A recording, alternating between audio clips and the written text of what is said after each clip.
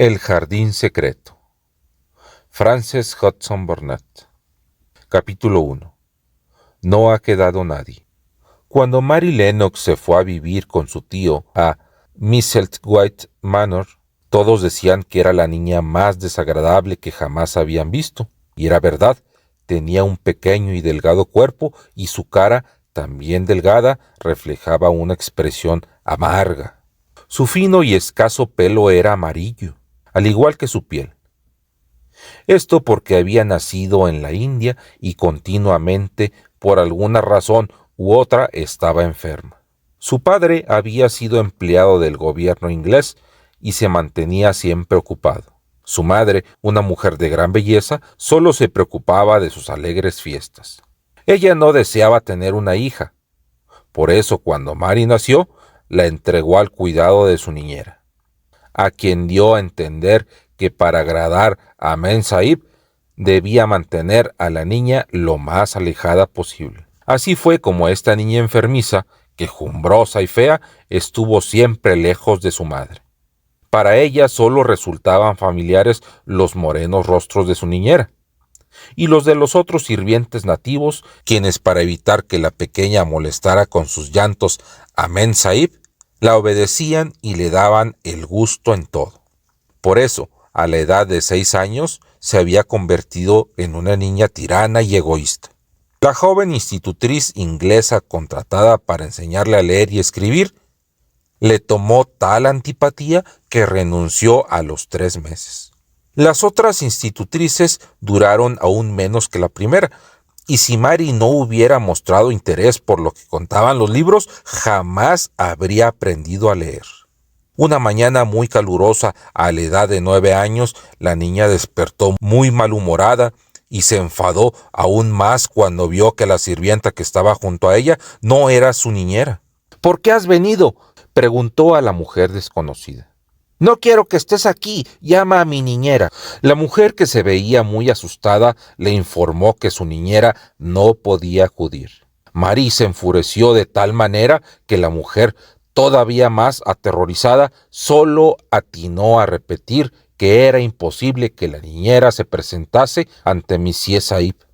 Esa mañana había algo misterioso en el aire, y nada era como el común de los días. Varios sirvientes habían desaparecido y los que Mary divisó se escabullían asustados, pero nadie informó a la niña lo que sucedía, y su niñera continuaba sin aparecer. La mañana avanzaba y Mary se sentía cada vez más sola. Finalmente se dirigió al jardín y comenzó a jugar bajo la sombra de un árbol cerca de la casa. A medida que fingía hacer pequeños ramos de hibiscos rojos, su enojo iba en aumento, mientras mascullaba las horribles palabras que diría su niñera cuando volviera. De pronto escuchó la voz de su madre.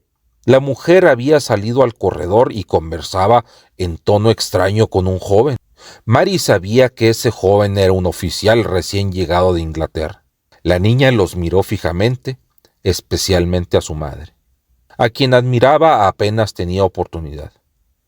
Pues Memsahib era una mujer alta, delgada, hermosa, de sonrientes ojos y pelo fino como la seda. Sus ropas parecían flotar y la niña siempre las imaginaba cubiertas de encajes. Pero esa mañana sus ojos no sonreían. Por el contrario, se veían asustados e implorantes ante el oficial.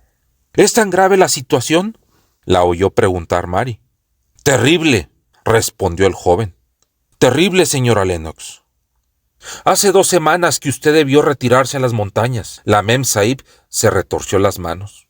«Ya sé que debía hacerlo», lloró. «Solo me quedé para asistir a una estúpida fiesta. ¡Qué tonta fui!». En ese momento, un fuerte lamento se sintió venir de las habitaciones de los sirvientes, y Mary empezó a temblar de pies a cabeza. «¿Qué pasa? ¿Qué es eso?», preguntó con voz entrecortada la señora Lennox. «Alguien ha muerto», respondió el oficial. «Usted no me dijo que había brotado entre sus empleados». «No lo sabía», gritó Memsahib. «Venga conmigo», y corrieron hacia la casa. Después de estos espantosos hechos, Mary comprendió el misterio de aquella mañana. Había brotado una terrible epidemia de cólera, y cientos de personas morían por segundo.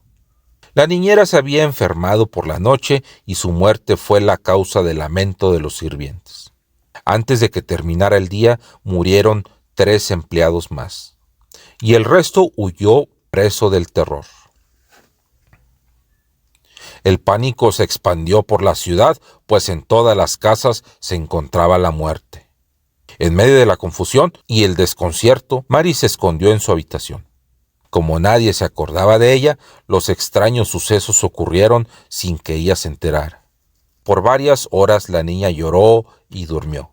Solo sabía que la gente estaba enferma y llegaban hasta ella extraños sonidos. Se dirigió al comedor, que encontró vacío salvo unos restos de comida. El desorden de sillas y platos sugería que alguien se había levantado bruscamente y de improviso.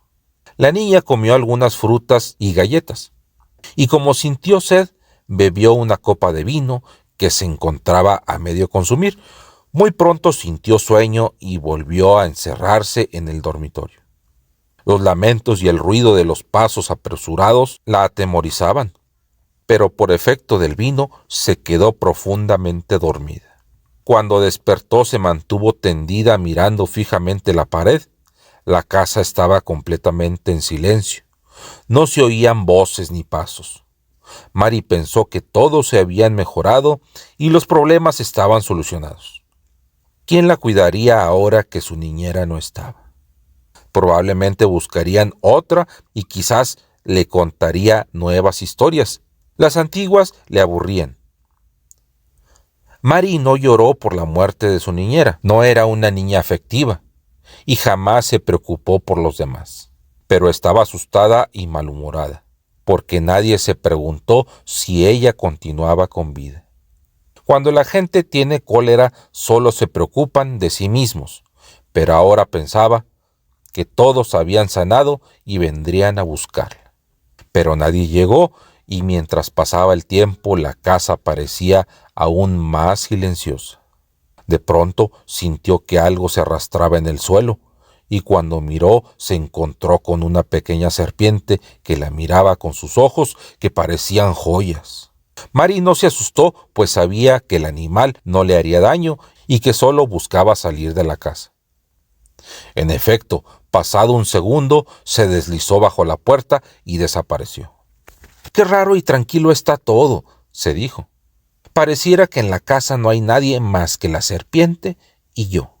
Casi al mismo tiempo sintió unos pasos en el recinto. Eran pisadas de hombres que se acercaban.